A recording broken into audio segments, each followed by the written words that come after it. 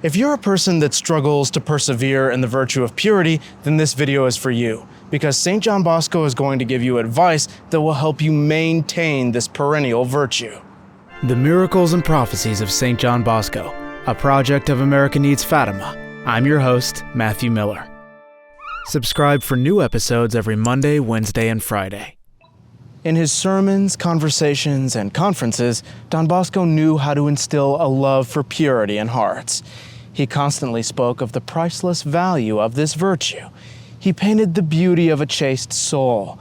He described the rewards the Lord has prepared for us on earth and in heaven, and how in heaven a chaste soul follows the Lamb wherever he goes.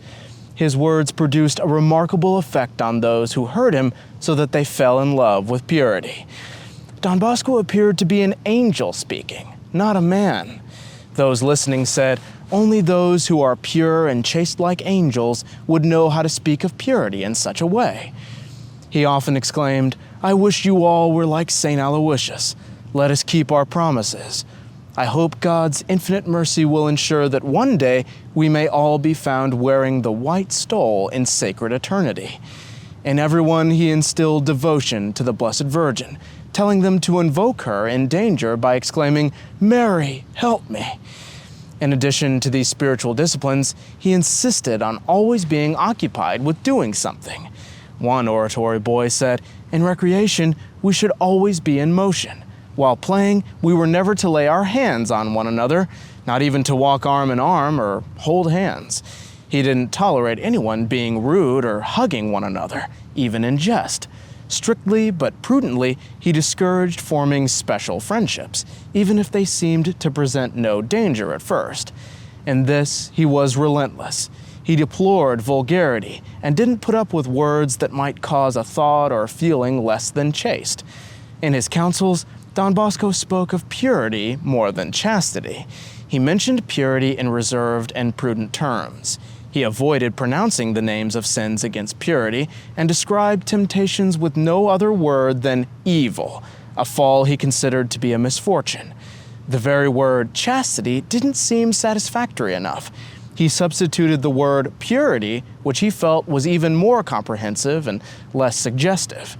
In young men, he instilled the greatest horror of sins against purity. He did this not so much by his words, but by the combination of divine grace, persuasion, affection, and fright, which he instilled into their hearts. He frequently encouraged them to fight the devil.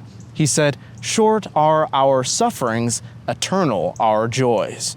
He wept to think that so many boys would fall into ruin because of the sin of impurity. He wept in public while speaking about this matter, saying, rather than allowing such sins to be committed in the oratory, it would be better to close the house. Such sins bring God's curse even on entire nations. And hearing him, the young men went to bed with their heads down, emotionally resolved to jealously guard their hearts for God. Don Bosco exclaims, blessed are those days when a small fault moved us to tears and urged us insistently to approach a confessor. So great was the effect that Don Bosco's words produced in us. Don Revilio, who lived in Valdoco, adds, I swear that an incredible atmosphere of purity reigned in the oratory. It was extraordinary. Don Bosco formed the assistant clerics to be like himself. He warned them against being too familiar with the students. He wouldn't allow them to hold their hands, enter their rooms, or carry them to their bed, except in the case of grave necessity, of course. Every detention or conversation had to be conducted in the presence of all and never in secluded places for any reason.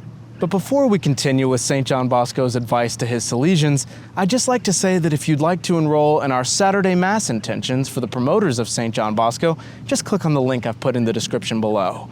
Or you can wait till the end of the video and click on the logo that's going to appear on the screen. He warned them that in their every gesture, writing, and word, nothing should cast doubt on their virtue, even from afar. He taught them to guard their senses with severity.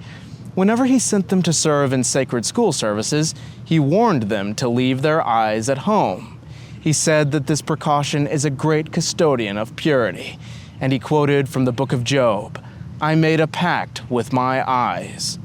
For this reason, he tried to prevent young ladies from consulting him in the oratory. Instead, he scheduled such meetings elsewhere. When he was asked for advice concerning an ecclesiastical vocation, he was very strict. He said sacred ordinations should never be recommended or permitted to those not firm in that angelic virtue. In urging his clerics to take affectionate care of the young, he reminded them of the example of Jesus Christ, but he feared some might not know how to follow his example properly. So he didn't publicly quote in full or without comment those gospel passages describing how the divine Savior clasped children to his bosom. Don Bosco explained that they could not do what God did without danger. He always recommended continual vigilance. He advised them to prevent the boys from encountering anything that might arouse some evil curiosity or teach mischief with their eyes or hands. He said, "What matters is to safeguard morality, tolerate everything, vivacity, insolence, carelessness, but not offense to God, especially not sins against purity. Be on your guard about this, and put all your attention on the young people entrusted to you."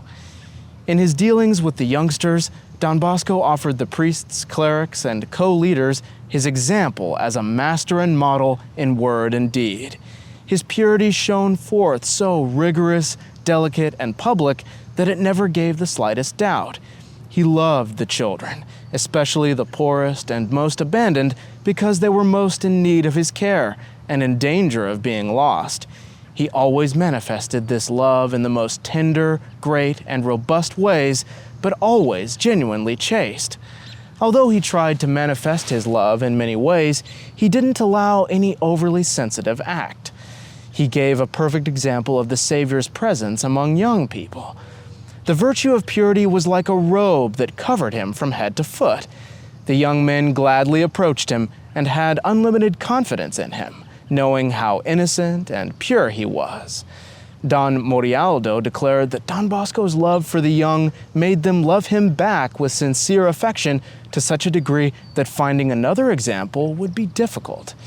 Canon Balicio gives this testimony. Whenever he was surrounded by the youth and sometimes pulled from one side to the other during games, he showed a simple, nonchalant, and most reserved cleverness. His words, presence, and even a glance or smile inspired love for the virtue of purity. In our eyes, this virtue was one of the most splendid ornaments of the servant of God, which was why he was so venerable and loved by us.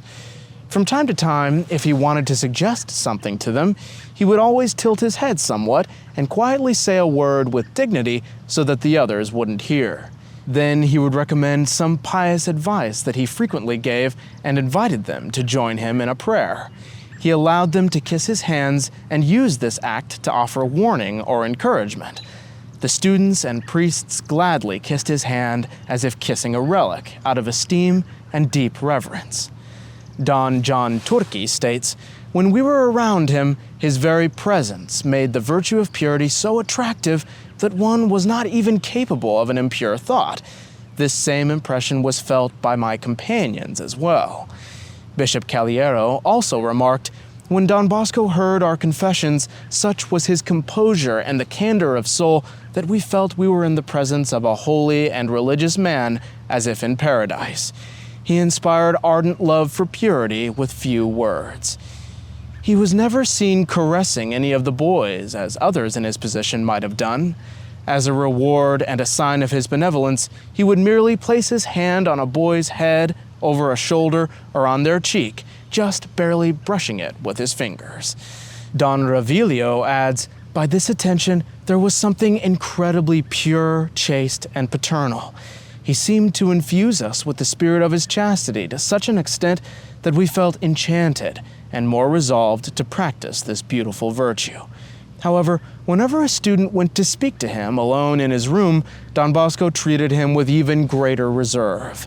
Though always affectionate in his words, he allowed himself none of those signs of familiarity, however slight. Thus, with his prudent and holy attitude, Don Bosco began and continued until his last breath to instill a love for purity and virginity in young boys. Although these boys came from diverse backgrounds and every condition and country, they held this love in such esteem that the splendor of such a beautiful virtue especially shone from most of them. This virtue could be detected in their words, gazes, and demeanor. Their horror of sin was inexpressible. Firm and true piety was the characteristic of the oratory. Piety that was almost beyond their age and was virtually non-existent among laymen. We saw them 1,000 times in church, and their faces were always so amiable that they were enchanting.